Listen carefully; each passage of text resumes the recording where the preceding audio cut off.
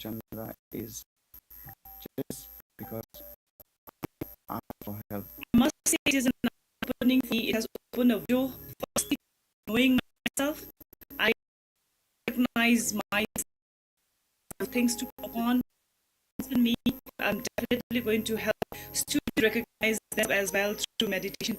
I was for opportunities to embrace life different, and I think meditation gave me that opportunity.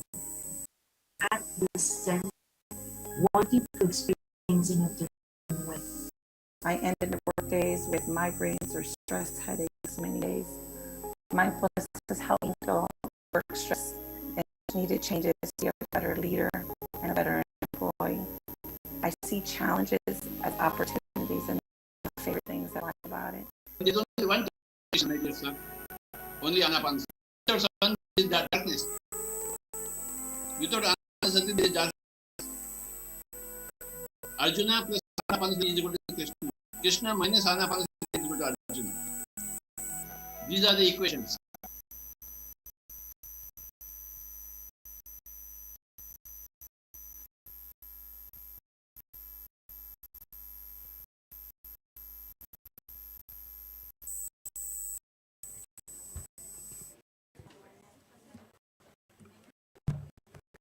A very good afternoon to everyone. I'm Shaha. Once again, welcome you back to the second regional conference of meditation leaders organized by Buddha CEO Quantum Foundation. Now, I would like to introduce Lawrence Gihal, former global senior manager.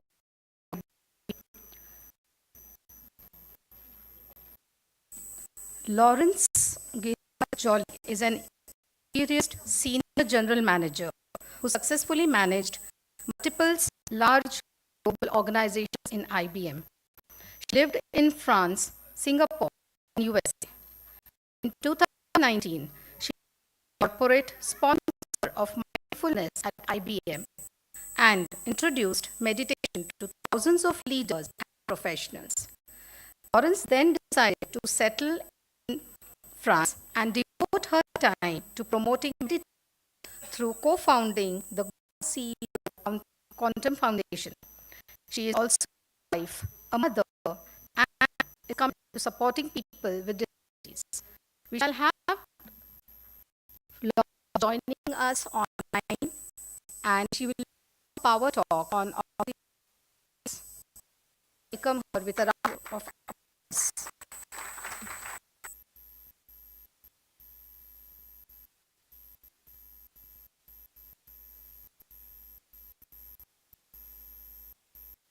For this introduction.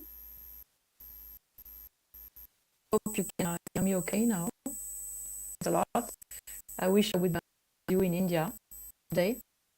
I'm here from south of France. It's morning. And I want to share with you experience, hopefully inspire you, especially to bring meditation and mindfulness into your organization, into maybe your associations, communities, and through that I will show you some benefit.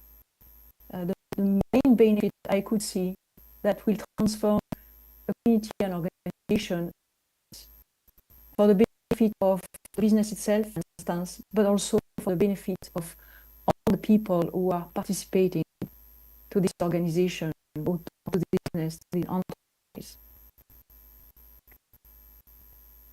I was introduced to meditation thanks to the acquisition that I was doing in India. And probably some of you heard the story already, but it was really lucky for me that the company that my organization wanted to acquire was led by Chandra Pulazariti that you just heard before, that is now the co-founder of Buddha CEO that we have founded together with Vani and Chandra. So I was lucky to be introduced and to meet a lot of people, leaders actually, who were meditating Pyramid Valley National. For me, it was a blast. It was a total different change in my life. I felt better, I was sleeping better, I had more energy, I was in better mood all the time, actually in good mood all the time, happy all the time. I didn't know why. And it very repercussion, positive repercussion on the business and my life.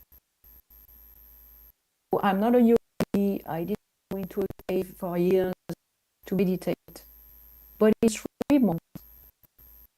My life was changing. I realized that I'd never been meditating in the last 50 years. I wanted to share these secrets, to share the benefits with my team, with my and with my peers, and also with more society. And I thought that it would bring a lot of benefit for the company, but also in the life of every individuals. So that's how I started, and I want to share with you this benefit and motivate you, inspire you to do the steps to introduce meditation into communities, your own enterprise, your family, your organizations, no matter what size. One step and changing the life of one colleague is already a beautiful gift that you can give in one of you. And today you have the chance to learn. So just bring that back to the people around you. So I will share some material I prepared for you to insist on the key points that will help you understand these benefits. So let me just can I screen share? I'm sorry, a technical issue here.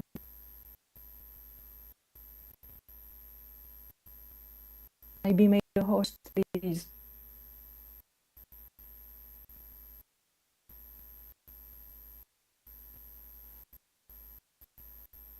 Okay, thank you.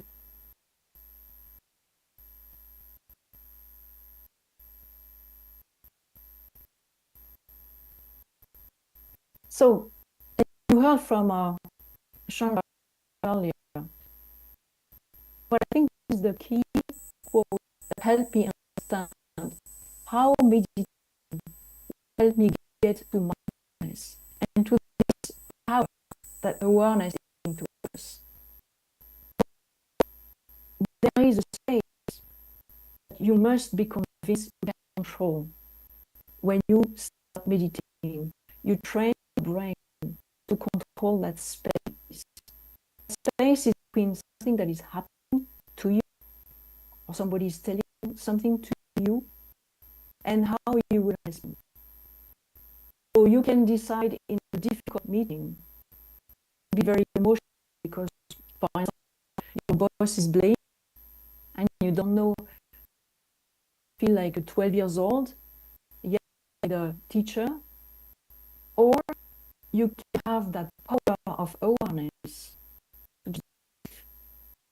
and realize big picture and not let go of emotion. So you can stay in control. You can decide to not be angry, to not be sad, to stay cool and collected in any situation. And that's what gives us this freedom of growing ourselves, deciding to be happy. I know it's not that simple, and that's why meditation is practice. It's not you can, like wake up in the morning after one meditation. Okay, I can control everything, and control is a word just to say you are different from your thought and your emotion. You are another consciousness. You take the lead on this. So I see some family where, something happened during the drive to vacation, and, the driver, usually the dad, is angry against another driver, and then suddenly the climate of the car is very bad and sad, or nobody is daring to say anything because, the driver is stressed and angry. Well, start meditating and get to this power of awareness, you can decide to stop being angry and just go back to neutral, or to happy, or to see that we are going into vacation and we're going to be happy and we are together and we are a family and so on. It's the same in business. Same with a difficult client or a difficult boss or a difficult colleague. So learning this, it was something that I wanted to introduce around me. And when I told teams of engineers, of lawyers, what they could get, from mindfulness, aware, from being present to the present moment, really, to understanding that's a soul, that's a situation. They had to learn how to meditate, practice it, to get that power. And with all the benefits you can see here, making more connection, more relationship, welcome challenges, go to the comfort zone, learning from mistake, blaming ourselves, blaming others, stop judging them, asking for help. It was super useful in my organization at one time. Actually, when I did this and when I started to, because we were in charge making sure that the information system, the computers, the software and everything was up and running. It's very critical in all the business. Being an hospital, a logistics organization, utility provider, no matter what, essential. But when there is a problem, an outage, at 1 in the morning, and the expert that can help you is living in a time zone, and you're going to wake him or her up, and maybe 4 a.m. over there, to make sure that with this awareness, this mindfulness, this ability to control thoughts, you are not to panic. You will focus all your energy on questioning. You are not to yell, to blame, or waste time on this. You just go as a collaborative team, trying to solve the problem. You can also, thanks to what you have, help the client to stay cool and collected and confident. So all of this mindfulness, a change of climate, of culture inside that team. It felt nearly like a family. And anyone felt comfortable to ask for help to anyone else. That was really a critical change. So it's, of course, benefit from the team. It's also the challenge and the willingness of the leader, of the manager, to make that happen. And that's how we started to create, programs, education programs for people to do meditation and mindfulness. So that's something critical. The 3 main items to bring that cultural change, this is what I discovered. The first one was the emotional intelligence. Now people talk about emotional intelligence, and actually in many interviews to get a job, they will have questions about this. When you look at CEOs, when they say about it, they consider this the most critical skill. Being able to adapt, being able to understand, the people around you, to understand the emotion, being of course your own team, organization, or colleagues, as well as your client, for instance, or the customers. So it's very key to be aware and present, to regulate your own emotion in any situation, but to also understand what other people are feeling. And, it's very easy to, in meetings, you can see that a lot, for instance, that people unconsciously stay a few minutes on their phone during a meeting, even if they are facing other people that they have to convince they get distracted, they are not aware of it. So this power of awareness is critical, because that's how you can lose the deal, or you can lose the confidence of someone, or you can irritate someone, instead of being very present and valued person in front of you. Because the most important thing for any human being is to feel that you belong, you are valued, you are worth it. So that's very key in any situation. And of course, when you are a manager, you can have this power transform totally, the climate of your team, and accelerate, facilitate all the benefits that you can see here. I have seen this happening, especially in conflictual, situations where both parties have been introduced to meditation and mindfulness, and at some point, somebody to remind that, okay, let's breathe. Something's just saying, let's breathe, let's take a minute, and let's focus on solving this problem. I remember on my side, where I was in very challenged, difficult situation. There had been a problem with a client, and some people were to blame, other people, including me, and I felt like I might lose it. But thanks to meditation, mindfulness, for me, it was just about crossing my legs like you did in meditation, crossing my hand under the table, and take a breath. And with that breath, I was keeping my, cool. And I was just keeping listening and calming down and trying to focus on, what could resolve this. We calm down the room and back people to make that problem or mistake and not to repeat it in the future.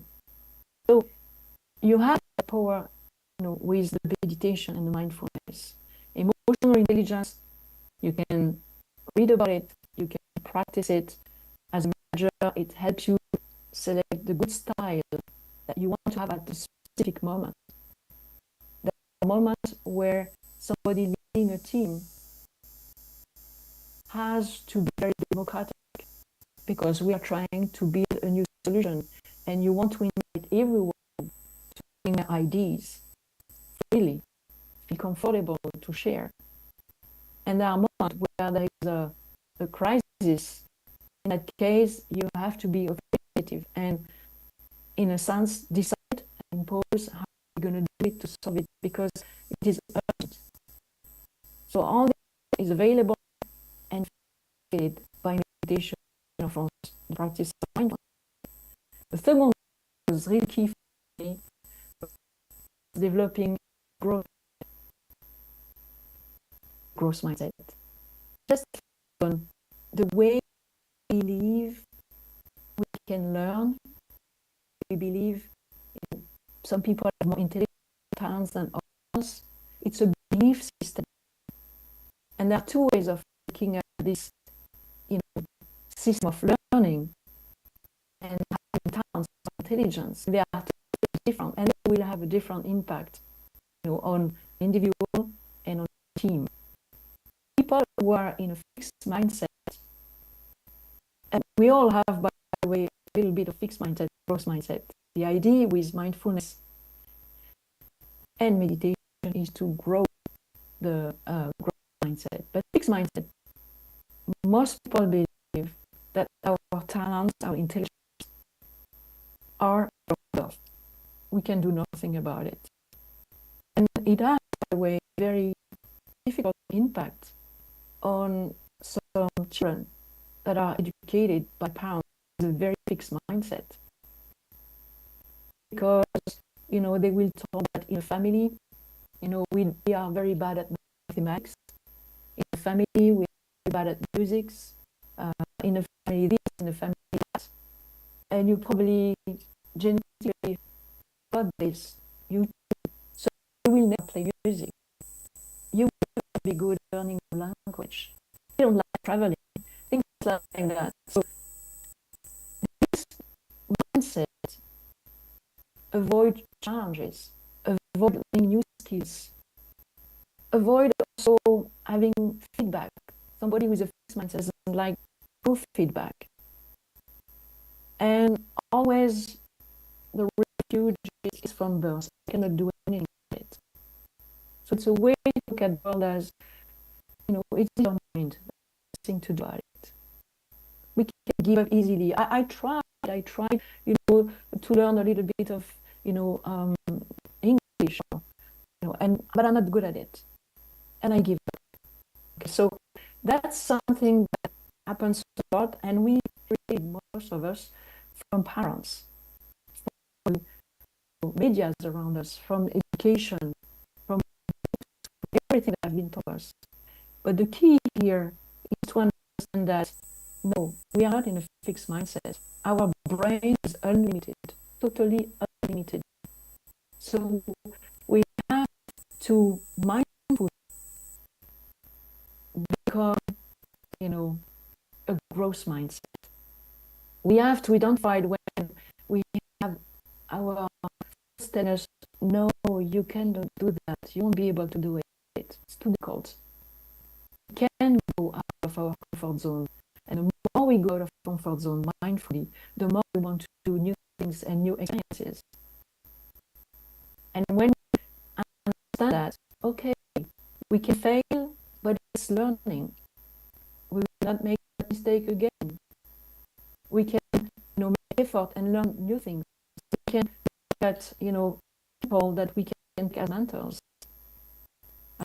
Coach, people that have gone through our, meditation mindfulness program, then came back and asked for a mentor or a coach. You can start reading about, biography of people who have done this and that you want to do.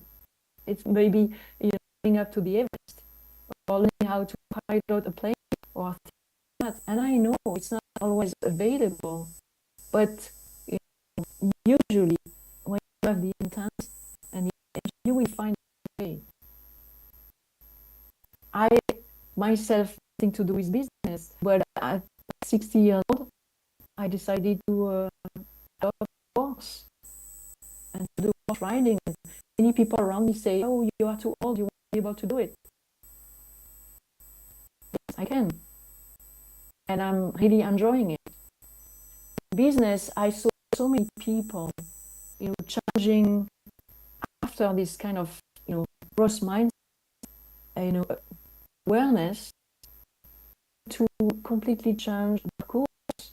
They were, for instance, very technical. They wanted to be in sales. I saw some who were, assistants, to start becoming, engineer.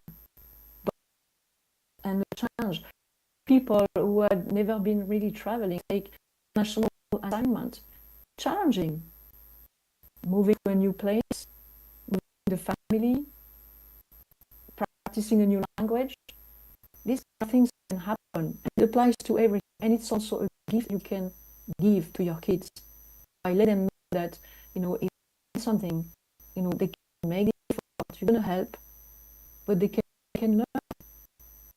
And it's not about going to the Olympics for everybody, because maybe that's not, course of everyone, but it's learning new things and discovering new talents. If you experience new things, you might discover some very specific things that you have.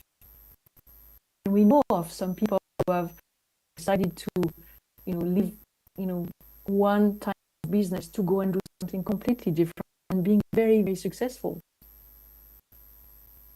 So growth mindset in an organization allows us, to change the course of people and the business, and it has real good impact on performance.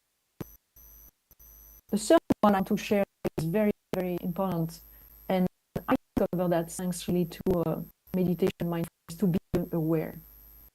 The notion of unconscious bias. In our brain, in our unconscious, in everything we have been conditioned to, we have been told, since we were born, we acquire biases. We are not even aware of it sometimes. And sometimes, most of the times, these biases are against our own conscious values. I am not racist. Of course, that's my conscious values. I want diversity. That's my conscious values. But guess what? In my team, there is nobody from another religion or from another country or from another language or from another color. So, you see, unconscious bias is leading us to make some conscious choices, and it has impact on, of course, organization and business, and of course on individuals. I was looking at some statistics about, for instance, that men in the US, 14.5% of the people are above, 6 feet tall. Okay, 40%. But if you look at between 500 CEOs, 60%, 60, are taller than 6 feet height. So, it's like tall people are more intelligent. It's an unconscious bias. But I heard that even in IBM from senior leaders saying, well, I will never make it because I'm too short. So you see, people want to do good, but their unconscious bias that they are not aware of lead them to do something else. And I'm showing this picture of this start to this lady because it happened to me. I had a manager who wanted to do for me. He was doing good for me. But actually, he would never give me challenges I wanted. Because in his mind, he told me with 2 young boys, so not being available to move to another country because also my husband and so on. So his conscious mind, he wanted to be nice. But the outcome was that I was frustrated because we didn't really have a real conversation about what I wanted, what I was going to do, and he was not motivating me. So we have to take this into account when we do hiring, and it does have a real impact on organization. Especially, for instance, I give you here a few examples, but if you are a leader and you hire only people who are exactly like you, they think like you, how can you be innovative? How can you have new ideas? How can you challenge your own ideas if you have, people in front of you, a team who is just going to say, oh yes, you're right, all the time? That's not how you progress business. That's not how you progress the community. And that's not how you help also the team in front of you and the individuals you are, in charge of. Same, this confirmation process, we see many people reading and watching only information that are aligned with what they already think. So they can say, hey, I'm right. Look, all this information is telling me that I'm right. Because unconsciously they are saying what they want to read, we just tell them you're right. So very key, because it's better to read things that are maybe, provocative versus what you think. So it will make you think about it. Oh yeah, maybe that's something I should be aware of. Against awareness. So if you have this presence, this awareness, and if you have the emotional intelligence plus this mindset and this ability to detect some unconscious bias, you can really completely change a team. Time out of it the culture of a team, the happiness of the collective team. And it can be tackled. Of course, it has real impact on the performance, of the people, on their progression, and also on the performance of the business. And a short story usually said is when I took one organization, 70% of this organization was in India. But guess what? When I took the team, first there was 0 women in any team. We had five women, and all the key jobs like the senior architect, the senior project manager, the distinguished engineer, they're all in the US, where actually US would be just 50% of that team. Everybody else out there in other continents, in India. Well, with all this, learning about meditation, mindfulness, and everything I talked about, on my side, it became obvious I had to do something. I took the chance to change this. But also on the side of the people who never had the chance to access this job and had been told, "Oh, you cannot be a technician." It is for back office and technician, but actually, I had brilliant people, ton of brilliant people, ready to take the challenge to learn, to take some workshops and course and everything, to promote it, to access to the new outcome for job. And we reversed this over time with people appointed to executive roles, for instance, in India, to senior project manager, to senior engineers and stuff, things like that. So it's really important when you do inclusiveness, not to just talk about diversity, but to bring people to make the effort and to maybe fight against the overall, people around saying, no, come on, it has never been done. Yes, you can do it. It's just about, the step you can make to change and, of course, bring what everybody wants, which is life satisfaction, happiness. So, to conclude this, I'm aware of time, I just want to tell you that no matter what your role is, in any community, community can be also learning. And I talked about, so it's very key that they are prepared for this, also for the students, that they can have this power for themselves. But you can change, the profile and the happiness in an organization and the performance coming with it. So that's what I did. And it's about knowing what you want to do. So people, we just start a little step by making meditation, time, in the office. It's about being prepared to read, get, advice from people who have done it.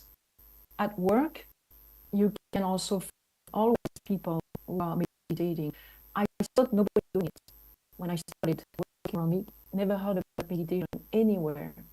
But when I started to look for it and talk about it, I found one person in Brussels, then another one, then another one.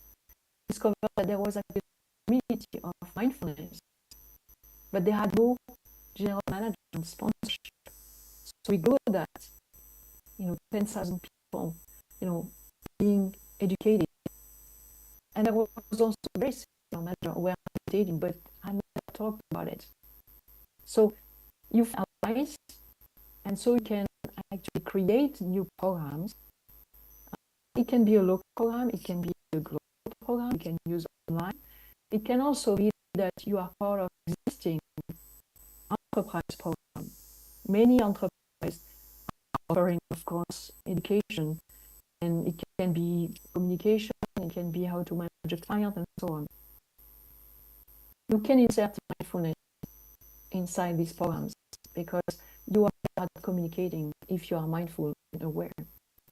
And then you can make meditation simple. You have to make people, of course, practice because it's the only way you can learn.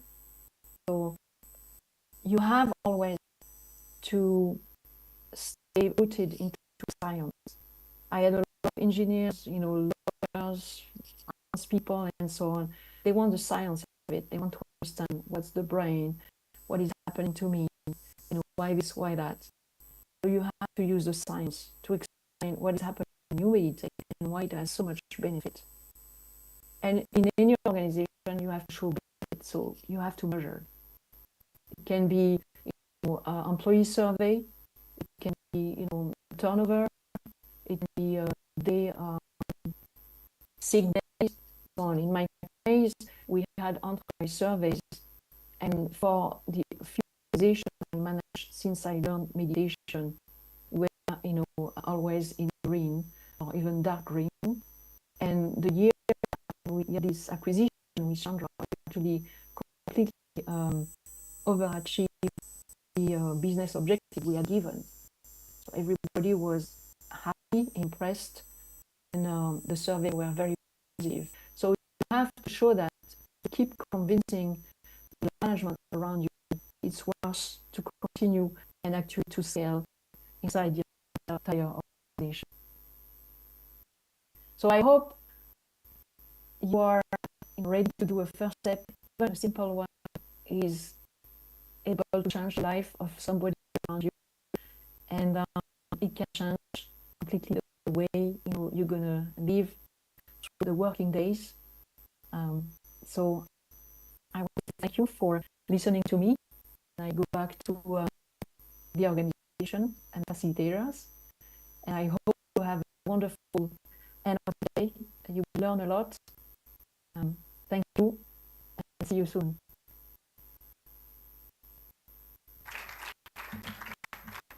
Thank you, Lawrence.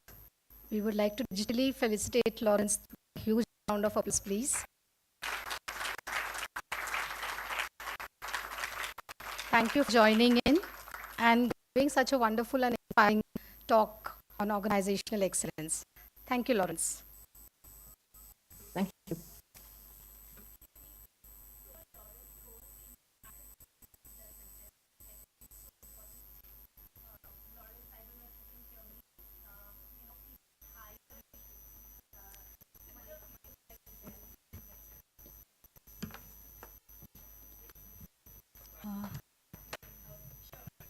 Lawrence, are you able to hear?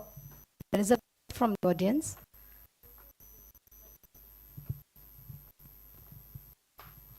I cannot hear anything.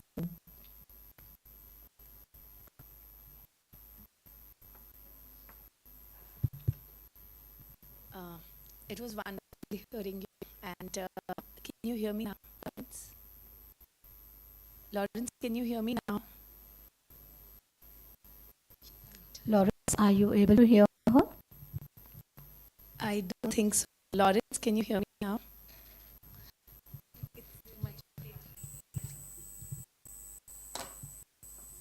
Maybe Rakesh, you can the question where I can hear.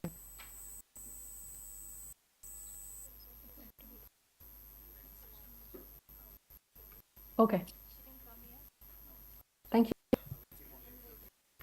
Okay, we'll take up the question later. I would now like to call on stage our moderator for today for the next panel discussion, Dr. Sai Krupa Sagar, sir, CEO, Quantum Coherence Technologies, ST, PVI, for the panel discussion. Dr. Sai Krupa Sagar is an accomplished technology business leader and a long-time meditator.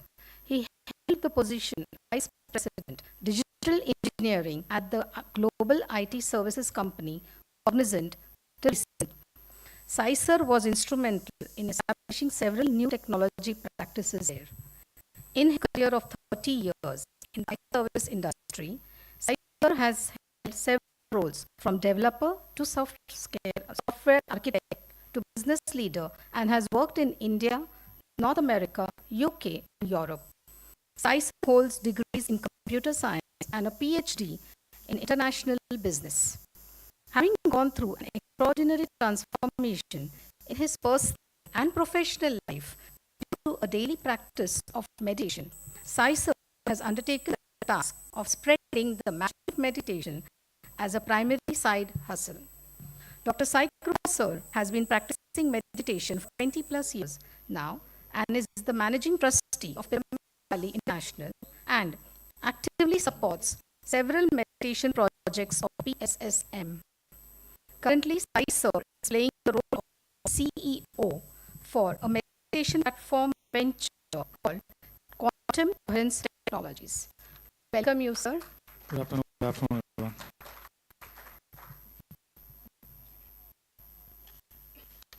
I would now like to call on stage for the panel discussion. So with great pleasure, let's welcome on stage Mr. Deepak Sangvi, Mr. Raj Kumar, and Savita Reddy on the stage for the panel discussion.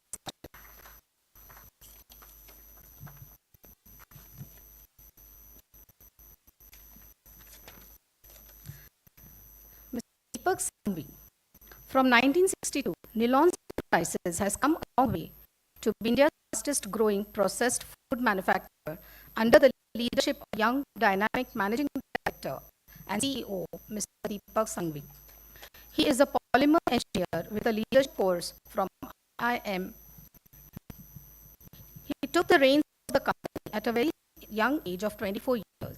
With his vision, dedication, focus, and sharp strategies, he, along with the team, led the company from rupees 8 crore to more than rupees 415 crore within a decade and a half.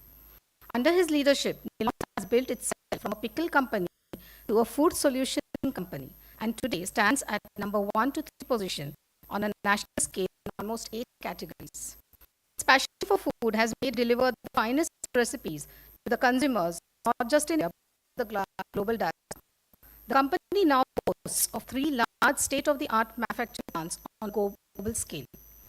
Today, Nilon's become a professionally driven, data-centric, global-scale business, but still the thread that binds it is the spirit of entrepreneurship and its passion to deliver love and passion along with its products. He strongly believes that don't enter the business with the thought that you own it. Learn from those around you. You can turn visions into reality only if you take people along. The most important ingredient for a successful business is to put the right people on top. Once you have that, the rest falls into place. 25 years of experience in multiple industries, serial ads, a building consumer leader brand business with annual revenues of rupees 350 crores. Welcome, sir. Mr. Raj Kumar from Coimbatore has 25 years of experience in the cotton and textile industry. His companies, MTK Textiles, Star Eco Energy, and Quantum Renewable cotton trading, manufacturing of yarn, and renewable energy. In Coimbatore, MTK of the leading in India. The company is also manufacturing yarn and in generation of power through wind and solar assets. The company is committed to sustainability through its economic and social actions. Mr. Raj Kumar has been meditating for the last 3 years. He was chairman of Roundtable, a national council member of Indian Power Generation, and actively involved in a few NGOs and social organizations along with the CEO Quantum Foundation as a means of giving something back to society.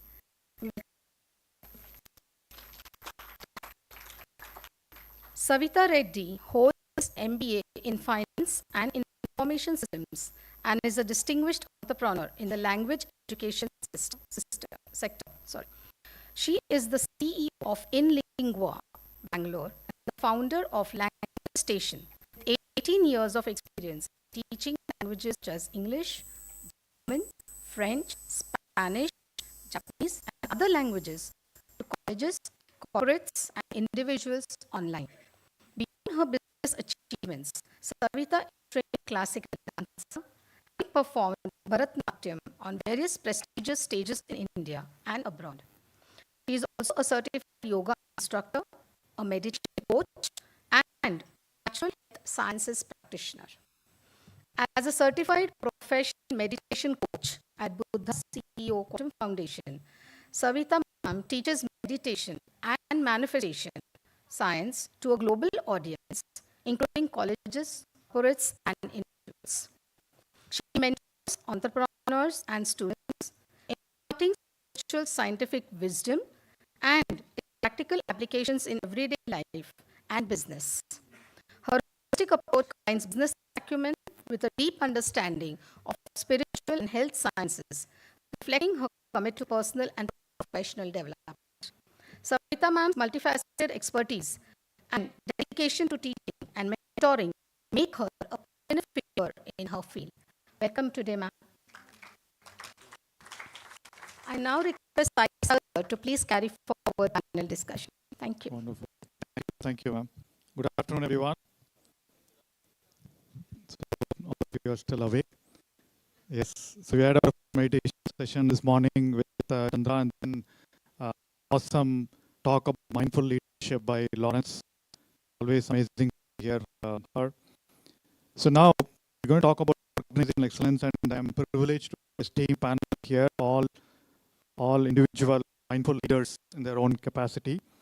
So first, what is organizational excellence? If you ask several people, the definition will be a bit different, what excellence means to each of them. So you ask an employee, right? So he or she will say, excellence is basically as long as I'm able to maintain my work-life balance, I come in at 9, leave at 6, but still all the work is done fine. That is excellence in an organization. But you ask a manager, he will say, whatever I tell my team, they should be able to deliver that in super time. That is excellence to me. Whereas you talk about leaders, they say it's alignment to purpose. Everyone in the organization should understand what the purpose of the organization is, and they should work towards it. So organizational excellence is different things to different people. But ultimately, it's all about do with the mindset of the individual, like Lawrence spoke. And with meditation, we've seen excellent stories or excellent case studies of benefits of how meditation has helped people grow in an organization. Through that, helping the organization grow as well. So quickly, we'll look at a video of a few case studies. Rakesh, can we run it?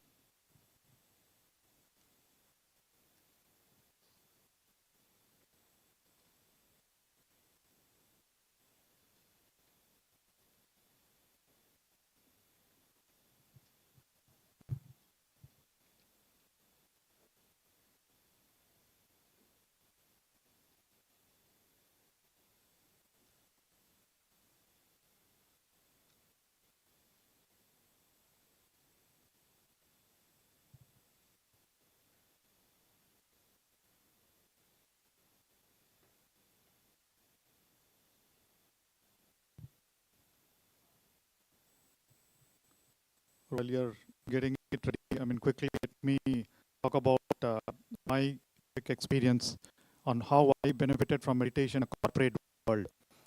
One of the big qualities and attributes for any leader is about communication, right? So you'll have to be able to communicate with others much better. For me, meditation was one of the biggest tools for me to improve my communication with myself as well as others. To meditation, communication with myself was, before I get into a meeting, what I speak, what will other people think? How should I speak? What are the points I should talk about? When I speak about something, what will, if someone asks a question, maybe I didn't know it well, maybe I didn't tell it well. That was communication with myself. And then because of that, a lot of inputs were not actually available. Then post meditation, all that mind chatter started, everything was absolutely spontaneous. Meetings were wonderful. I didn't have to prepare, worry about a meeting before I go in, on what I talk, what other people will perceive. And number two, spontaneity gave me a lot of right answers at the right time. And then number three, I had the courage to talk about my ideas. Earlier, I used to get an idea to think, okay, this is too simple. Why will someone agree? Right? Then to speak about your ideas, and most of the ideas got implemented, and that was my kind of secret to me in my career at corporate. So again, communication is a very important thing for all of us. Meditation help personally. Are we ready? Yes, please play. Thank you. Thank you. You might be a very senior leader. After more than you might be a very senior leader. Something goes wrong after more than 30 years in the business. Somebody's not happy. Something goes wrong, at work. You have two choices. Somebody's not happy, or there is a problem with the client. And you have two choices. Either you react, which was what I was doing before meditating, or thanks to the meditation, you recognize this emotion coming up to you. It's very key. And instead of reacting, you respond. It can be that's very key, because in very tense situation, it can be with a colleague, with an employee, with a client, with a partner. It's really extremely useful to see this emotion coming, be mindful about it. I was going into a meeting. It was going to be a very tough meeting. It's just going to be almost like a us versus them discussion. So I was a little bit worried, like how would I handle it? I just remembered something which Lawrence had told she had her own experience where she was going into a meeting. She took 2 minutes away, did a very quick meditation, thought about the next person as part as one, and the meeting went off well. I said, let me try it. And I tried. Stress, burnout situations, toxic workplace culture, fixed mindsets, and disengaged teams. Organizations are essentially people who are working together for a particular purpose. In the current world, the purpose of organizations is to become profitable, innovative, and sustainable. Stress, burnout situations, toxic workplace culture, fixed mindsets, and disengaged teams are the most common workplace challenges. While the common practice of such conflict resolution is communication and training, a new age approach for effective results is through meditation. Through meditation, one can rewire the brain to a deeper sense of understanding, fostering resilience, clarity in purpose and intention. It optimizes cognitive functions, leading to enhanced well-being, joy, and success. According to Fortune 500 companies adopting meditation programs reported a 25% boost in employee productivity. A study published by Sarah W. Laser suggests that long-term meditation increases the grey matter of the brain, linked to emotional regulation and self-awareness. According to regular studies carried out by Buddha CEO, in just 3 weeks of daily practice, 85% of the practitioners are becoming growth-minded and intuitive. As a corporate leader in a high-pressure environment, Lawrence, a former senior general manager at IBM, observed how meditation helped her to respond to challenges mindfully. It also enabled her to develop awareness for better engagement with the customers, peers, and team. You might be a very senior leader. After more than 30 years in the business, something goes wrong at work, somebody's not happy, or there is a problem with a client, and you have two choices. Either you react, which was what I was doing before meditating, or thanks to the meditation, you recognize this emotion coming up to you, and instead of reacting, you respond. In Hyderabad, Telugu Foods Company grew significantly, led by its CEO, Ramesh Muva, after he took to meditation. His evolution from a traditional CEO to a Mudha CEO unfolds through daily meditation. Decisions also, which I used to take a few hours and a few days, now it's happening in a few minutes. And they're very appropriate decisions are flowing out of me. In the entrepreneurial landscape of Bengaluru, India, Lata Srinivasan, founder of a struggling MSME business that was on the verge of closure, turned to meditation and discovered the fortitude to persevere. With daily practice, Lata unlocked new strategies that breathed life into her startup and put it on a growth path again. A lot of things started to fall in place. Things that even if I had a question, somehow or the other, I would get an answer when I was meditating. As a technology leader responsible for mission critical systems, Suresh Rao, an executive VP, highlights the profound impact of meditation in maintaining calmness amid chaos and bringing significant clarity during challenging situations. I remember one particular incident where we had a hospital which had the system down and they needed to get it back in a hurry. And at that point, I had been meditating and I could feel a sense of calmness and clarity in how we worked through that escalation. In the fast-paced corporate landscape, Dr. Sai Krupa Sagar, a former vice president in an MNC based in Bengaluru, not only experienced a fast-track career growth, but also aligned with his life purpose to do fulfilling meditation service and leads a meditation company. I joined as a assistant project manager in 2003 and I got promoted to vice president in the year 2015. So that was around 12 to 13 levels of promotions within a span of 15 years. All those rewards, all those fast-track growth was due to this practice of meditation. In the quiet realms of Anakapalli, Andhra Pradesh, India, Anil Devta, a dealer of a popular genset company, found the key to his success and fulfillment. For the past 3 years, he has been practicing meditation and introduced it to his staff. Today, Anil is proud of the business growth and the contagious joy among his employees and attributes it all to meditation. This mindfulness routine has really strengthened our team, making us more coordinated and understanding. It also played a major part in growth of my business. Also, Chandra Pulamarasetti, the visionary force behind Buddha CEO Quantum Foundation, is a steadfast believer in the transformative power of meditation, drawing inspiration from the teachings of Patriji. His entrepreneurial journey reflects not only the successful acquisition of Sanofi business by IBM Corporation, but also the profound impact that meditation has had on Chandra's leadership philosophy. My regular practice of meditation, my belief in the quantum field of possibilities and potentials, and my belief that what you think and feel can absolutely manifest, help me to continue to stay and pursue the whole process of running the company and then pursuing acquisition. Every CEO should be a Buddha, and only Buddhas can be CEOs. Before you become a CEO, you must know everything about everything. That is the definition. And you will know everything about everything only through meditation. In the journey of life, where our mind orchestrates our being, meditation acts as a great process to unlock our infinite potential. These case studies have echoed the scientific findings that reveal a positive impact on organizational growth. The widespread adoption of meditation by individuals, communities, and nations will lead to an accelerated achievement of the UN's Sustainable Development Goals, as inner transformation takes place in everyone. You can introduce meditation into your organizations and communities with the help of Project Excellence Center and its resolution, including assistance in scientific meditation training. Reach out to us at excellence@buddhaceo.org. Let's get on to the panel. So I'm waiting patiently. Thank you. So we'll start Deepak and then probably and then Ram.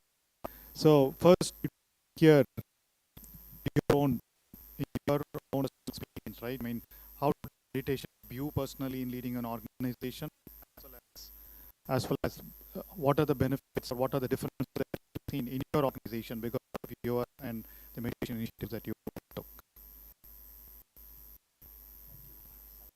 So, am I audible? Hello? Yeah.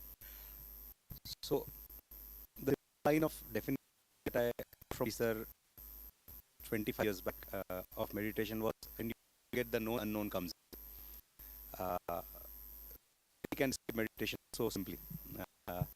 When you forget the known, the unknown comes in. So when you close your eyes and you get up from your conscious thinking,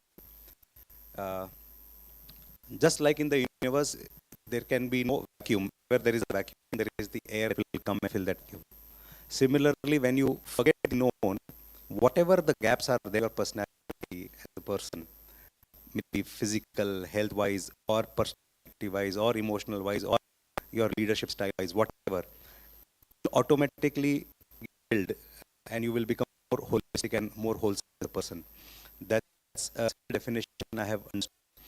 And I have seen my life or my style of leadership and my uh, gaps in my personality as a leader evolved over the period of years.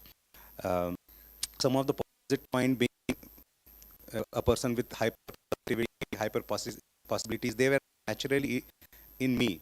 But some of the difficult aspects like being assertive when required, being demanding when required, which are difficult parts of the personality, which were not naturally in me, I have seen get developed over the period of years.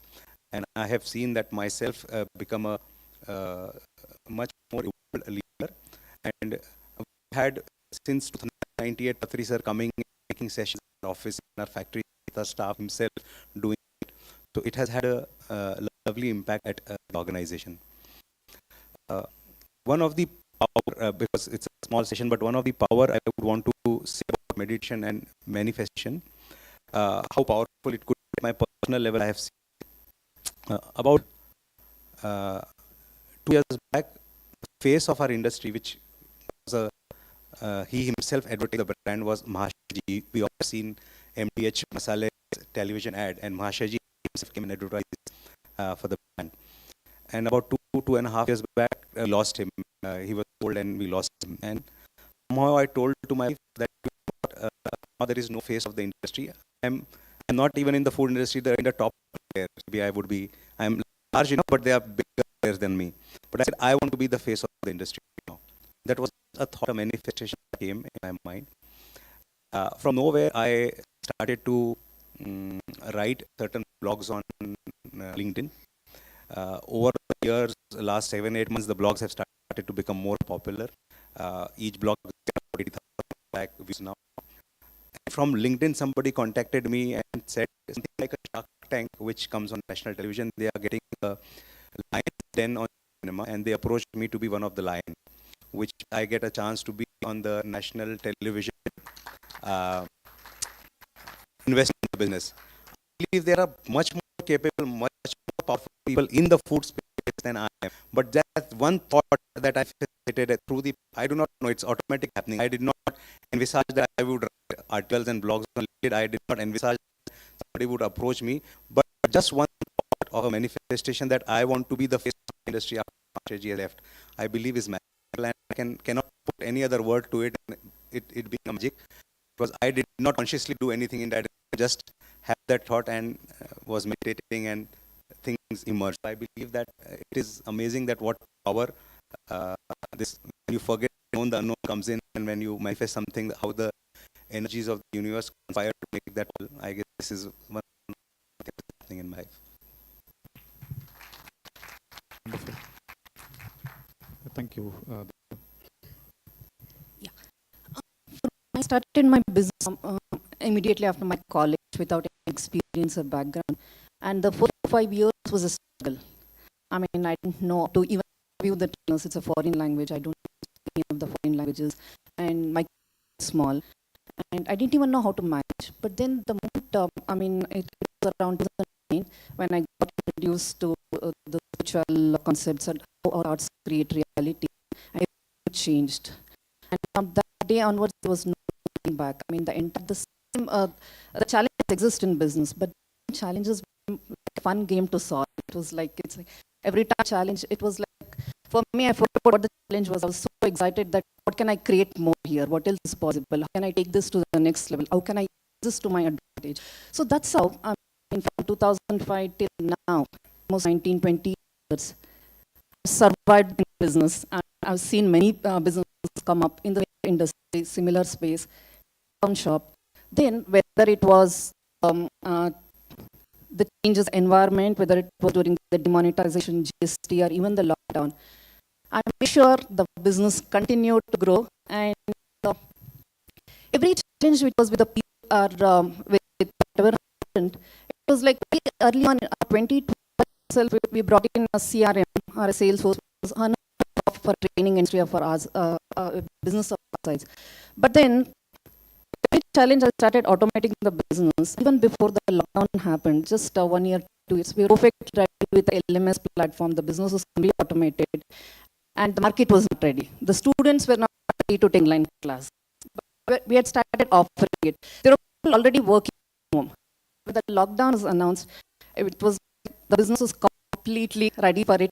Immediately, without no second thought, the second day itself, I called the landlords and said, we are closing. And this was something I'd seen years before. I wanted to move to an online space. Immediately, we were able to adopt online. And then even after that, it was about 2.5, 3 years back that I got introduced to Buddha CEO meditations. I started doing the 40-day program and also attended the retreats. I saw a lot of change. The people left us and came back and joined. It's like we want to work with you. The kind of support we get, the kind of drink we get here, we didn't find it outside. And I did my meditation course program about this year, 2 months back. And then immediately the first thought was, it's like, how can I teach it to my team? All these years I was practicing it on my own. I saw a lot of changes. Then I thought, okay, why not take it to the team? I did a program with them, and in our sales call, we started with a 10-minute audio, the guided meditation. Whatever intentions we said, the said, okay, we need this many clients, corporates or colleges, or the retail numbers. Within 2 months, I saw a lot of changes, and the clients started approaching us. We had to recruit 2 more new people to take off it, and the business development person, every client that we approached sort of added a requirement for foreign language. It was as if magical, as if and outside us turned around. And in the last 2 months, we have almost like added 4 or 5 new corporate college clients along with the existing clients.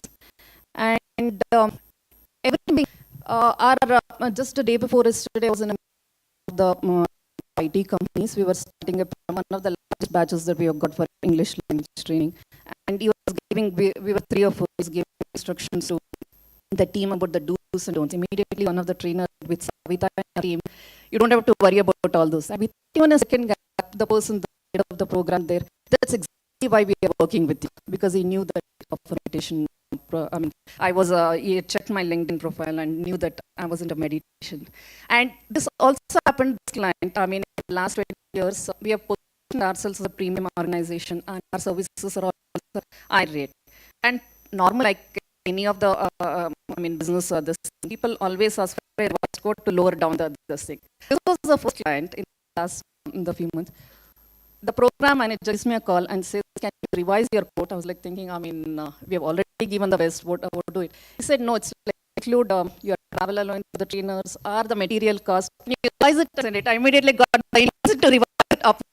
And it was the first time I've seen happen in the last 18, 20 years. And he was so happy, and he said, we should introduce this to the... So I'm witnessing this. This started happening after I started teaching meditation. Practicing meditation was one. Teaching to others, now that, what you say, it's like it's become seamless. Earlier, I thought, okay, this is a personal practice. Business is business. This is my private practice and things like that. Now it's blurry, the boundaries are blurry. It's become seamless.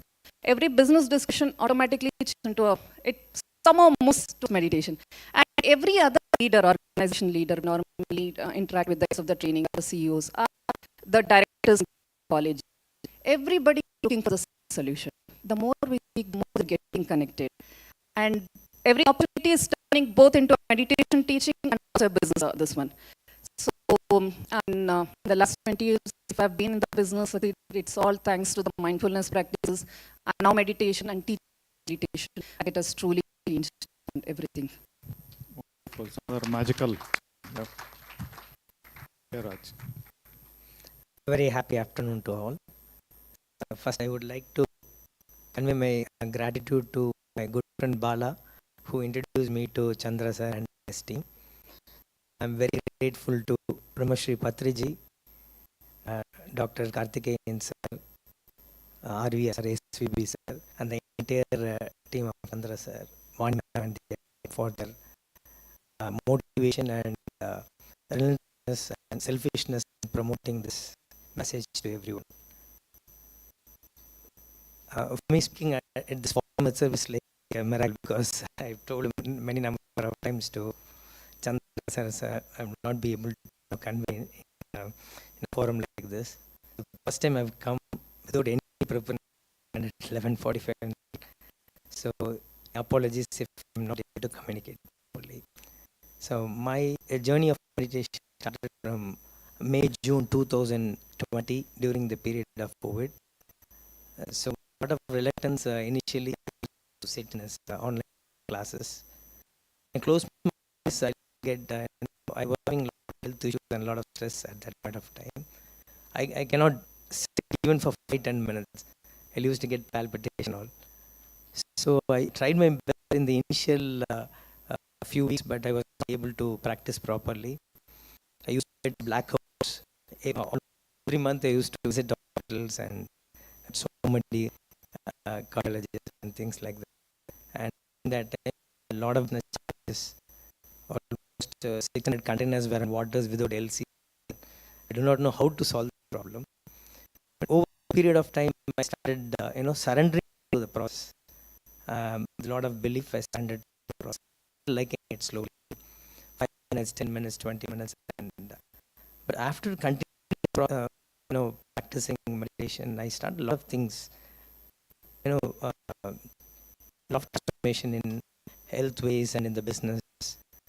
So that 3-4 months, I was very consistent in practicing, and I was seeing a lot of changes within me and in our business also. For me, so because before 25 years, I was just traveling on buses, and for getting a 2 so was a difficult thing for me. But 25 years of very hard work.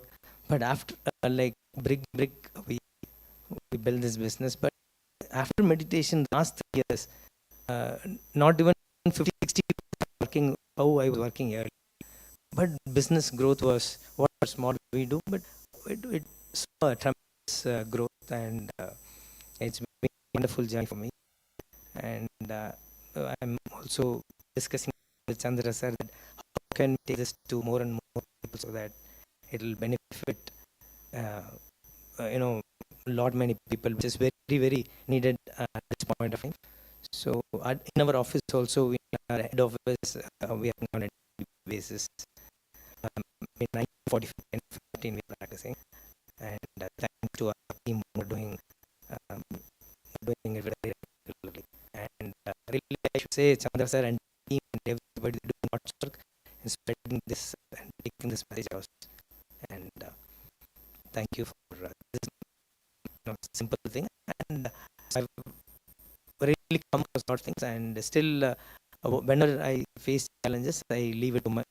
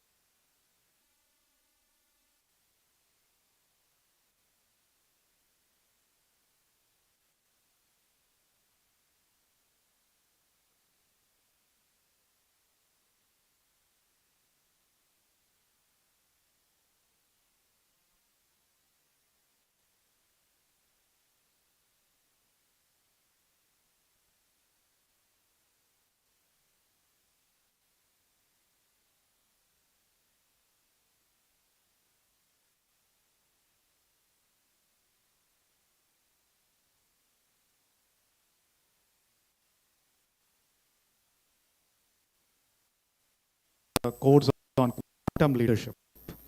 For leadership, now you're going beyond mindful leadership to quantum, where you use the power of infinite, right? The infinite possibilities, power of the infinite mind to work. So that's another course that we'll plan up again at meditation course. So wonderful, thank you very much. So now we all spoke about the practice that we are adopting, right? And you spoke about you've been doing meditation in offices. In fact, even in Quantum Coach company, every day we up before that we do 15-minute meditation. And then Lawrence also spoke about. So we all have these practices, but the next question to our practice is, how do we take all have understood the impact of meditation?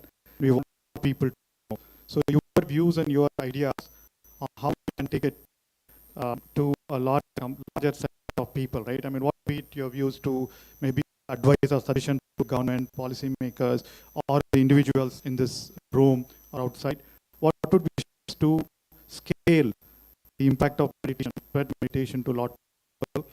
With Savita. When Brahma Buddha, one person can change the world, and potential is there with each one of us. So how can we take it to a larger audience? I think each one of us present first have to start adapting.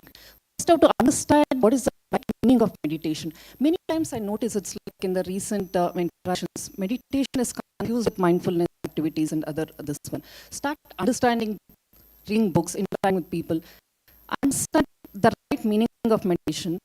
Start practicing it and start sharing it. If each one of us start sharing it, whatever we know, start teaching it, taking it to the organizations that we are part of, whether it's the companies that we work, our communities that we live, or any other organizations that we are connected, start sharing, talking, and start teaching. That is one thing which really helps. And when people can come together, when organizations can come together and start collaborating, create a lot of fun around this space, whether it's the videos you make, the blogs that you write, and amazing example. I think it's like as the most connected professionals. Anything you post on it is immediately picked up with a large number of people. Social media is there first to write about your meditation practice. I mean, I'm surprised. It's like when people meet, we said, do you have lunch? Do you have coffee? Why not ask them, did you meditate today? Can we I mean, why are we just focused on one small aspect of physical food? It's like meditation is something that gives us food for everything, right? So can we start doing that today? Like, did you meditate today? Simple question that you ask others. Can you meditate? Even if it's a 2 minute or a 5 minute. I was surprised. I mean, I was holding myself back. I thought, okay, it's meditation is connected to spiritual or somebody directly it's religion or spiritual. When you start explaining it to them. And now when you start talking about it, I've seen the same directors or deans of colleges and asking, how can we introduce this to our students? In fact, just 3 days back, I received a call from one of the top leading business school under research, this one, saying it's like, I mean, the students don't even professors. Can you talk about it to the students? They're always hooked on to the digital, this thing. Can you bring mindfulness, this one? Today, even before talking to the conference, I received one more from one of the things. Can we start teaching this to our students? So this went directly confirmed. This is like whatever course I get, thinking and keeping my calendar is the second thing for saying yes to whatever opportunities. So when you start with that intention, I think the opportunities will start coming to us. So it starts with us, then we collaborate, we take it to the organization. Each one of us is connected to many other communities, right? The schools and colleges that you are with, the organizations that you are working with, the communities where we start teaching and let the organizations come together, collaborate, publish literature, conferences like this, more visibility. We can influence the policy makers, decision makers, bring in visibility, and things can change. If you can have it your meditation, I mean, we can make meditation a mandatory practice, just like the way attendance is taken in every organization. It can't be just like meditate and meditation becomes mandatory practice, not just organizations, schools, colleges, and the world adopts it. So this is how I think it should be done. Wonderful. Thank you. Raj. So as she told, more and more people talking about meditation, people understanding what's happening. Many stories which we are hearing right now, so which should reach more and more people. In an education system, if the in some changes from the early age itself, it'll be a lot more meaningful, and spreading through various platforms will definitely people are not aware of it, so people misunderstanding meditation as some religious kind. In our office itself, there are from different people are initially they were reluctant to meditation. So we told who are interested in, you can practice, otherwise they can sit in the meeting room. They were initially reluctant to do it. Once they started practicing and the other people have talk talking about this, they're ready to practice it.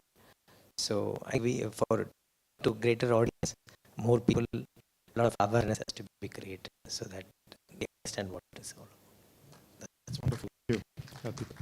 I know a lot of parties in the organization. Deepak, talk about views, sir. So I completely resonate with the two of them. So I guess it starts first we make it a daily practice at our own work. But I hear from Raj is at least got into a daily practice at my house, and it is yet not daily. It's more random. So can we actually, before we go and tell that this is a good thing to do, if we are not doing it ourselves at home, I guess it does not give me enough strength to go and speak to the world because I'm not fully myself. So maybe that's the starting point. And then it was out when we are confident that we are doing it. But recently we are implementing at Nilons, and that the SAP people came and told that it's not an IT project, it is an MD's project. When that is the approach the organization will only then the SAP will be rightly implemented. Clearly, if you want to implement the meditation into organization, it cannot be an HR project.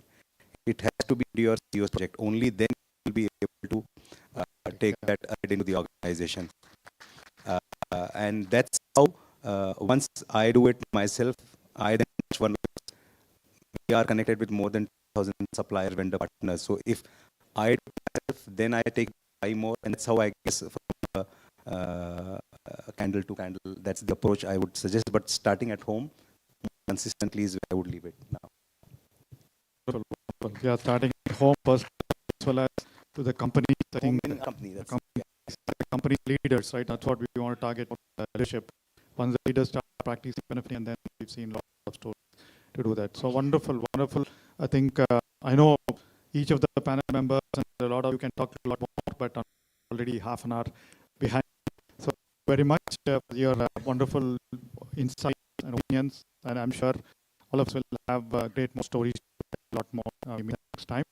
So while I say my thanks to each one of you, I think in the interest of cutting short the time, let's get into the next part of just entertainment, meditation before we go for lunch. So we'll continue in the manner. Please eat it. 10 minutes meditation. So please remove your spectacles, clasp your hands, get into a comfortable posture.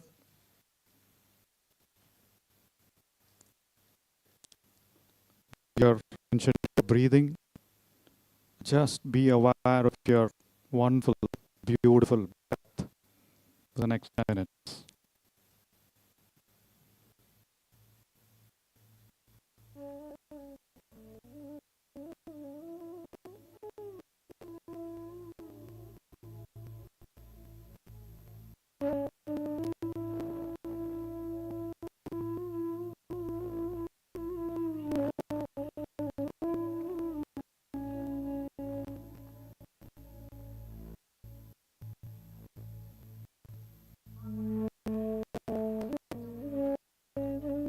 Do not entertain any thoughts. Grateful. Just normal, natural breathing.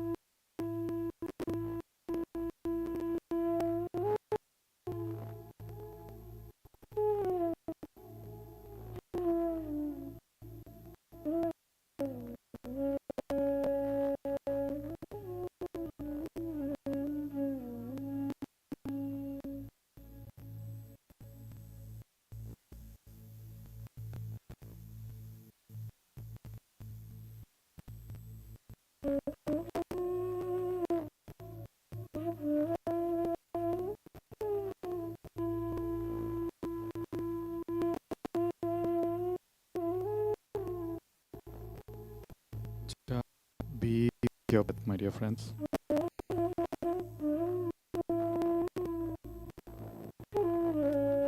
Observe your beautiful whole breath.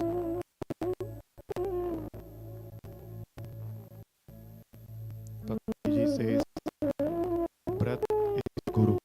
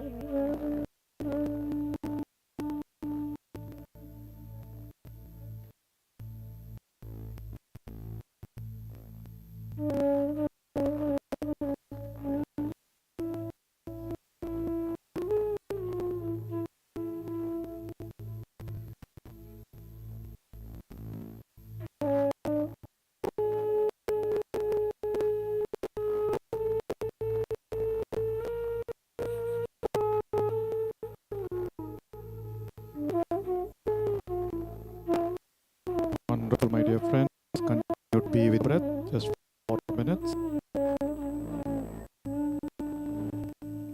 Simply by being with our breath, we bring the intelligence of our body, mind, and soul into alignment.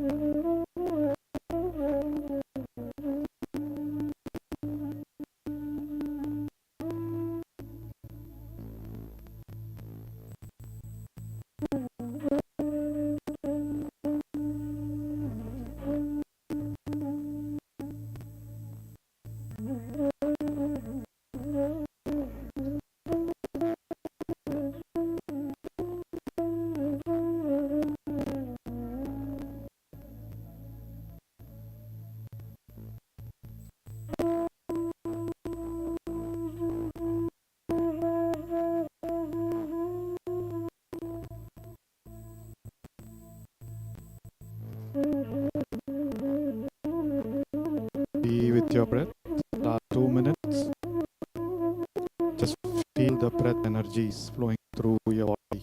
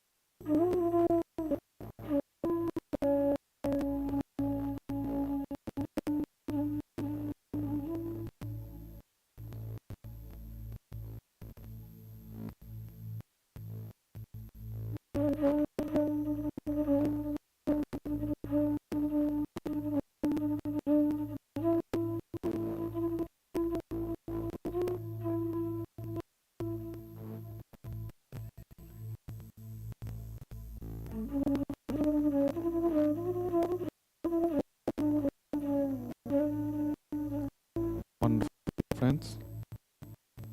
Now, with the feeling of gratitude, let's emerge session of meditation. Unclasp the fingers, place your palms or eyes for a few seconds, and open when ready.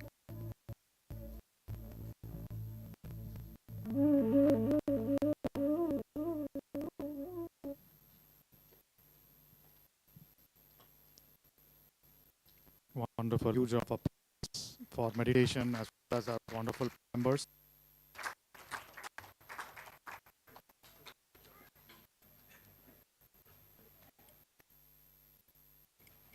Thank you, sir. Request you to be seated on stage. We would like to felicitate all our panelists on the stage now.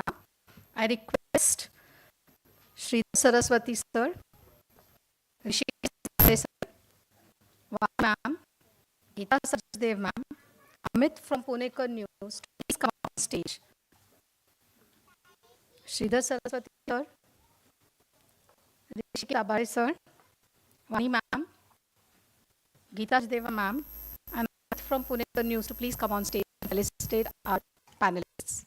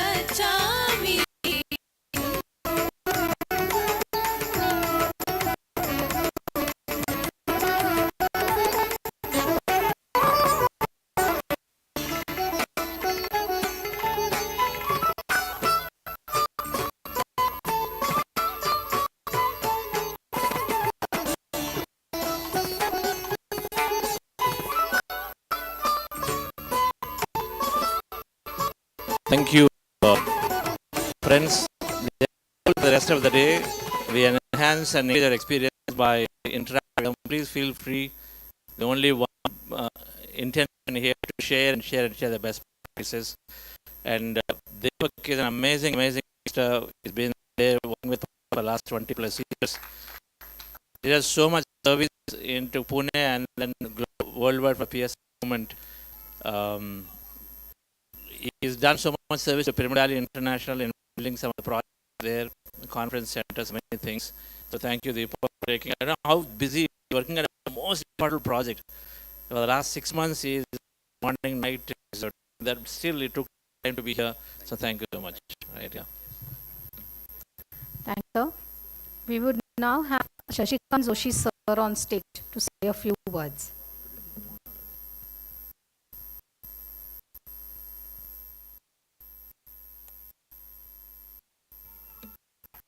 We will have his draft post. So now I request please proceed further for the lunch, which is arranged downstairs, and be back on your seats at 3 p.m. for another interesting session on education excellence.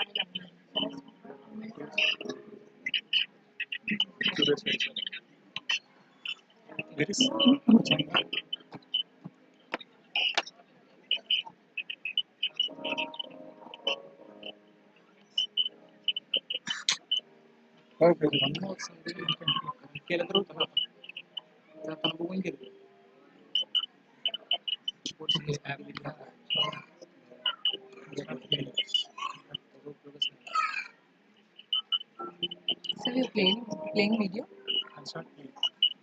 You can play experiences like this. Maybe app where you want to play app. You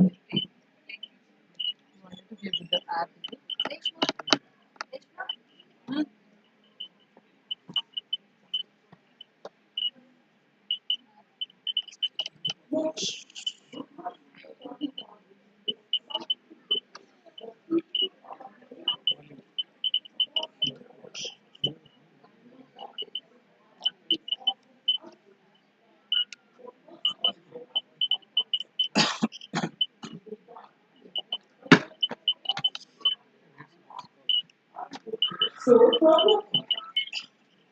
camera on नहीं होता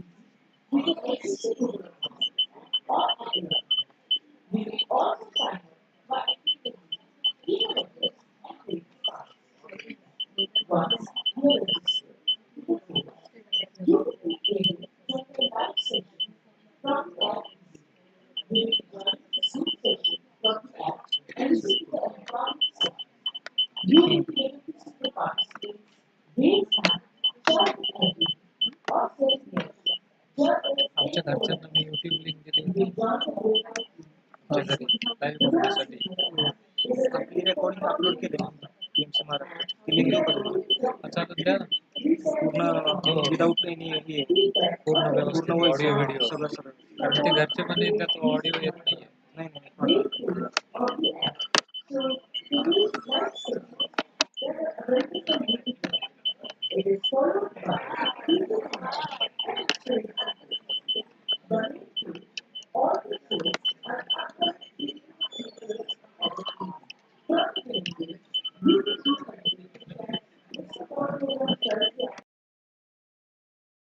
based programs.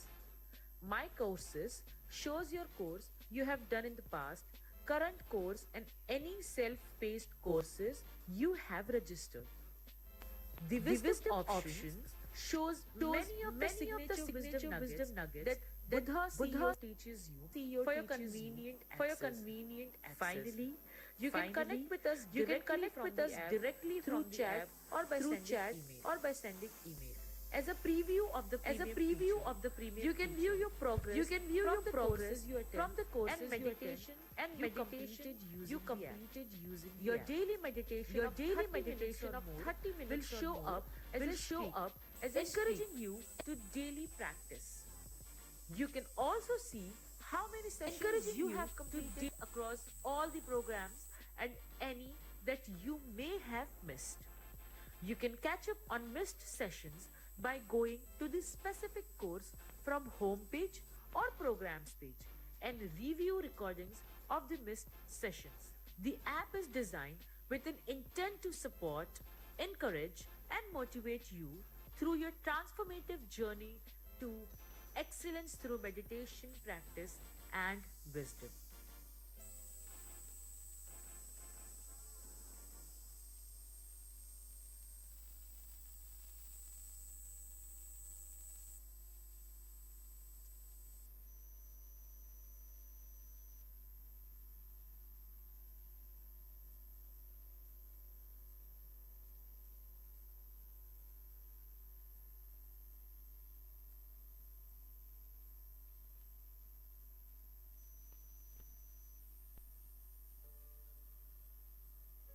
Or the personal benefits that I've seen on a health front as well. I had a severe back pain and neck pain as well.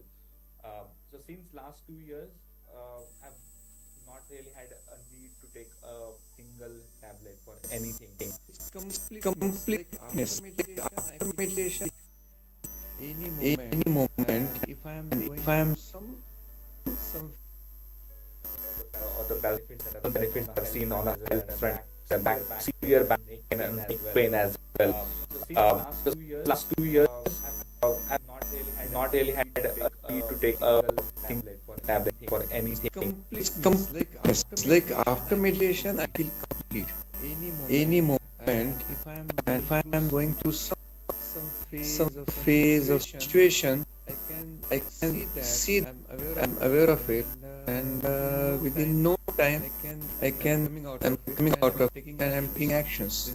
This is happened with the meditation. So I started meditation like 2020 and with Buddha Seva Foundation, and I really felt very happy. I can see changes in lot of things in terms of health, in terms of relationship, and we have attended manifestation programs as well, and I can see it really work. Meditating with the group, with all like-minded people, and especially in the pyramid and the King's Chamber was an out-of-the-world experience. I could actually, feel during one of the meditations my body just dissolving, and I'm part of the whole universe and the feeling of oneness. I started meditation journey in 2020 with Chandra sir through 40 days programs, and this retreat I was very much excited to come here. I'm so happy, and I got so much, especially when I meditated in King's Chamber yesterday. I was thinking, I heard all the experiences of other participants, and I was thinking I'm not getting anything. But yesterday when I was meditating in King's Chamber, I think I was shaking, And I thought, so I opened my eyes to just see whether it is really I'm shaking or not. But that was, means I was there only. So I was very much overwhelmed. Means I thought, Kare, I also got some experience.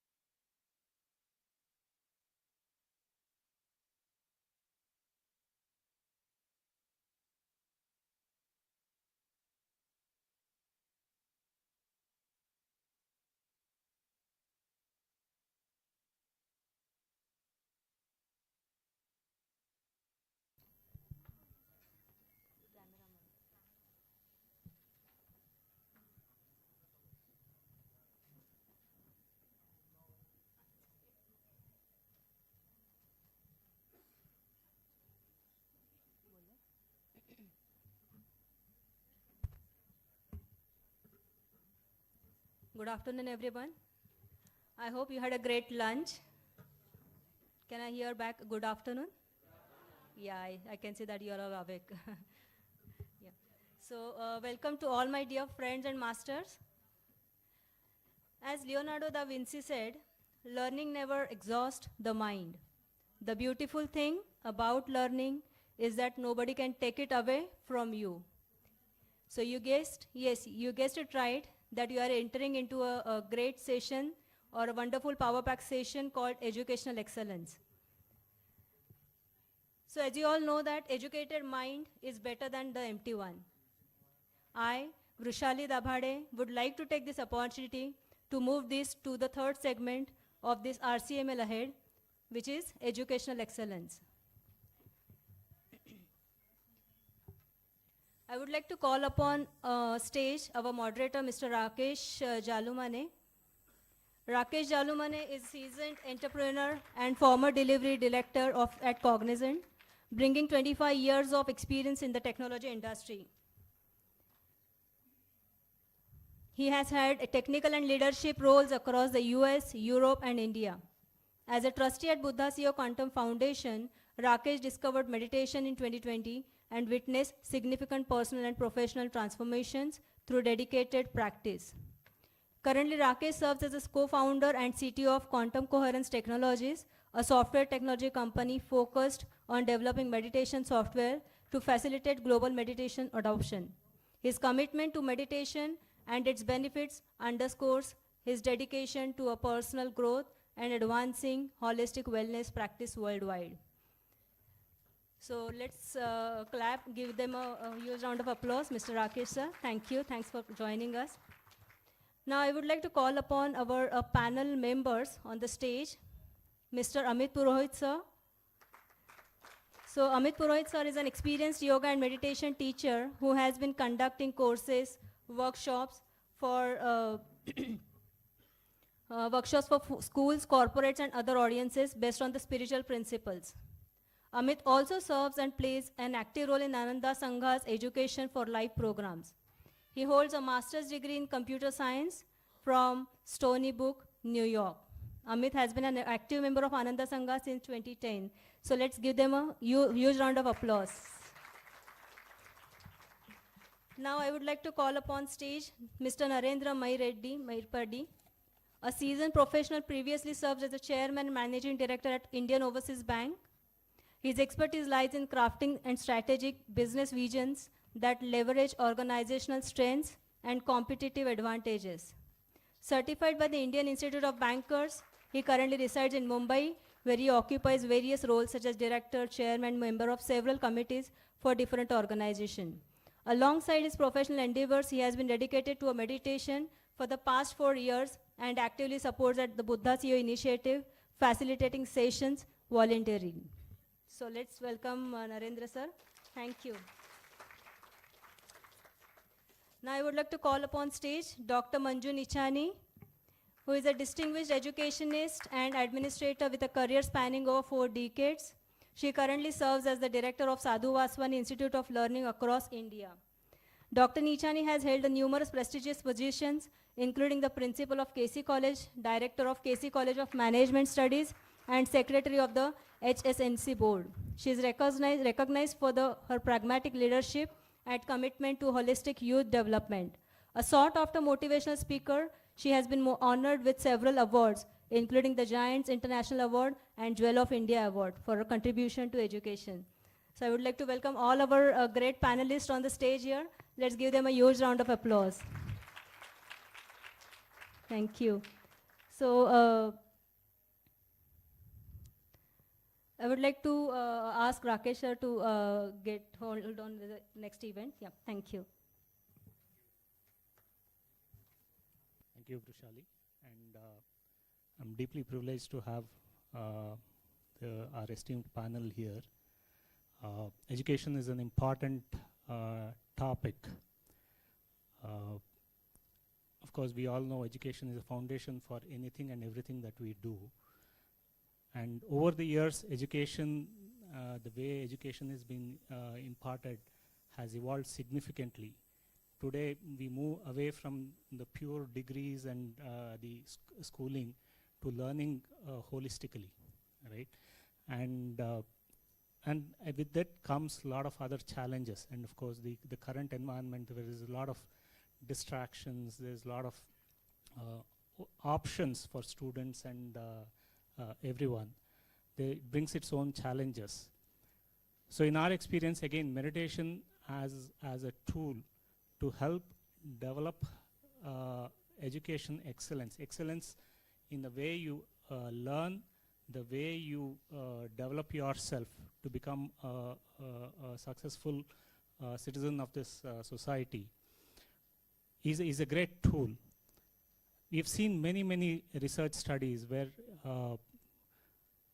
many schools, many colleges across different levels of education and different countries, like there was a study in Spain where students, delinquent students, practicing mindfulness meditation, becoming a lot more productive and being able to take more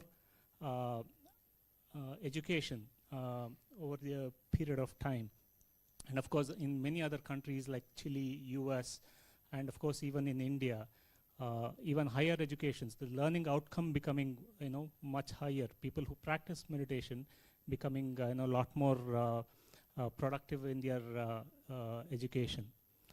So we see many case studies, including the Buddha CEO Quantum Foundation, where we do a lot of youth programs.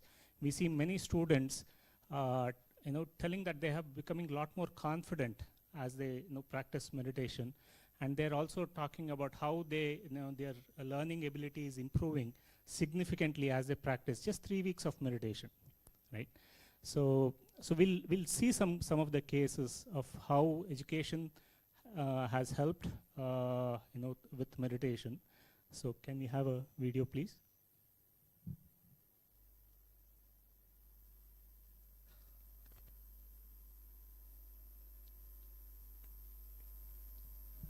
Education goes beyond traditional academic achievements and refers to creating a well-rounded, holistic learning experience, including critical thinking and creativity.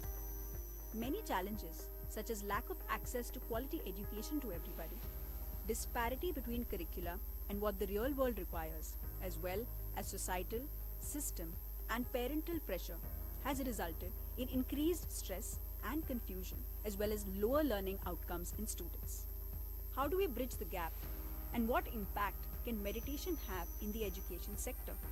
More and more studies are showing that meditation and mindfulness help to increase neuroplasticity, reduce fear, increase concentration, clarity, and improve emotional regulation, which leads to better learning outcomes. A 2015 school-based study in North Carolina, United States, for ethnically diverse at-risk adolescents showed mindfulness meditation intervention reduced depression and helped them want to continue class. Another research study done with college students showed that when a structured meditation program was introduced, the learning outcomes increased 5 times as compared to students who did not participate in meditation programs. According to a study done by Buddha CEO Quantum Foundation, where hundreds of students participate in a 3-week online program with a daily 30-minute meditation practice, over 80% have consistently said that they have increased their learning power. Atisha, the spirited girl, is on a quest for academic brilliance.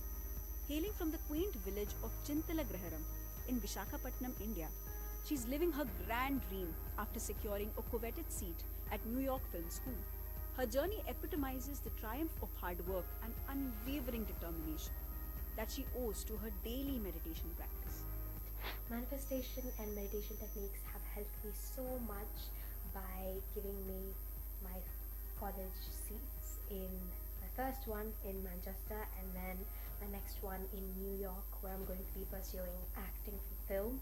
I think the mind map has really helped me feel all the feelings, happy emotions and everything for when I actually get the seat. Bhuvana, hailing from Pollachi, Tamil Nadu, India, overcame years of fears of darkness, exam anxieties through meditation within 6 months. With the increased power of thought and meditation, she landed her dream college admission. Meditation has helped me overcome all my fears in life, coming to a different country and pursuing my master's alone, and it has also helped me in manifesting every bit of my life, being my master's in my dream university, my dream internship, my dream part-time, and now I'm manifesting my dream job, which is almost here, and I'm just gonna grab it real soon. And meditation has taught me how to take control of my life. So let your brain, you take control of your life and not your life take control of yourself. In the serene town of Kanikiri, Andhra Pradesh, India, Ravindra champions a culture of academic excellence. As a president and mentor of Bodhi Dharma Public School, he advocates for the daily practice of meditation among students. Everyone in the school is benefited. The students, the teachers, and the parents, he says. We could able to see transformation in the students' life, like the benefits they have got. They increase their memory power and concentration, and also they could able to see the creative thinking in all the aspects. And in terms of parents, they're happy to have the meditation practice in the child's life from the beginning itself, and as well as they are supporting and suggesting and giving the right feedback to improve our education system. And when it comes to the employees, they are being energetic throughout the day. Kamaljeet Kaur transformed a government school in Najafgarh, New Delhi, earning recognition from the Kejriwal government for rapid improvement. She introduced meditation to weak students during extra classes that improved their performance. हमारे बच्चों में energy बढ़ गई, बच्चे disciplined हो गए, focused हो गए, एनर्जेटिक हो गए, इंटेलिजेंट हो गए, उनकी मेमोरी बढ़ गई, हमारी 10th का रिजल्ट हमारे आसपास के एरिया में सबसे अच्छा आया, जिसके लिए हमें अप्रिसिएशन लेटर मिला।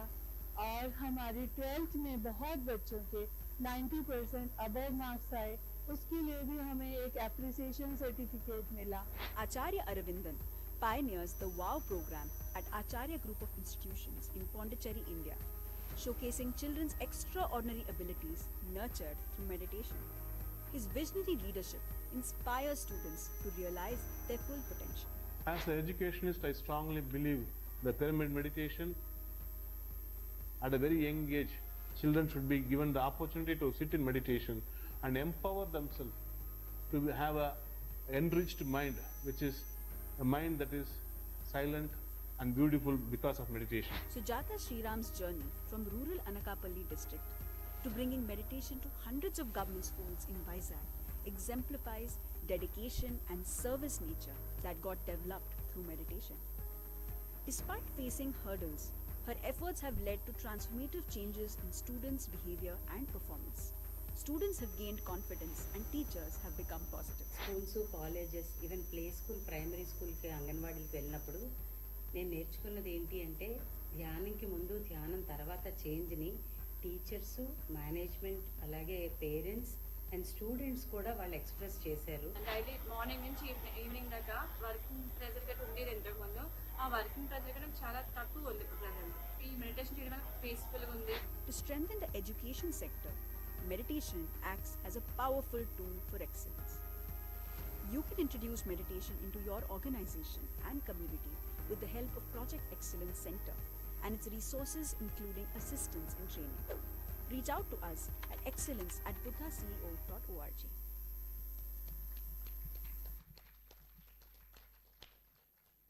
Wonderful. As you can see, so meditation can help teachers, institutions, students all across in developing education excellence. So from the panelists here, I'd like to hear from each of you your experience in your area of how education has helped, meditation has helped education. So I'll start with Dr. Manjuji. Amazing, I know you run a lot of institutions and you have been practicing meditation. So just your view on your experience on how meditation has helped. Good afternoon, friends. Thank you for having me here. Now let me tell you that I have been connected to education for last 48 years. Right from the pre-primary to almost MPhil, I have taught at every level. What is education? Are we giving the right kind of education? Yes, today we have focused so much on knowledge. We have so much on information. But our revered Dada J.P. Vaswani said that if anything can change India, it's the right kind of education. And when asked what is right kind of education, he says you have focused too much on the head and the hand, but you have overlooked the heart. So what education we give is so superficial that we don't touch the heart of the students. That is why you find IIT and all these people commit suicide, because they have not learned how to be a human being. They have just become educated. Now, how do you educate the heart? And it starts when you're very young. Dada's philosophy was, catch them young. He told us one story which has left such an impact on me that there is never a talk where I don't mention this story. He said that there was this child. You know, children are very distracted, and when they do something, they love to show their parents. So there was this little child who had done a beautiful drawing, and he wanted to show his father. And his father was looking at the TV, seeing the share market going up and down, and told him, come after 5 minutes. The child, being restless, Went again after 5 minutes and said, Papa, please see my drawing. The father didn't see the drawing and said, come after 5 minutes. But you know, children never give up. That's one thing I like about them, that they never give up. He went again. Now the